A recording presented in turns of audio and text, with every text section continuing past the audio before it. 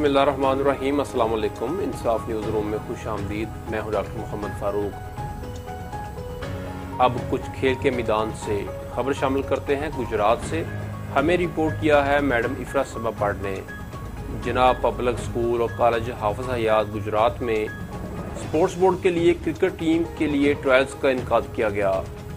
तफसीलात के मुताबिक जनाब पब्लिक स्कूल और कॉलेज हाफिज़ हयात गुजरात में स्पोर्ट्स बोर्ड के लिए क्रिकेट टीम के लिए ट्रायल्स का इनकाद की काविश में सरपरस्त आला principal Zaheer Ahmad, vice principal Shahid Naeem, cricket selection trials director sports Ifra Saba Butt, official Arfat ने अहम किरदार अदा किया।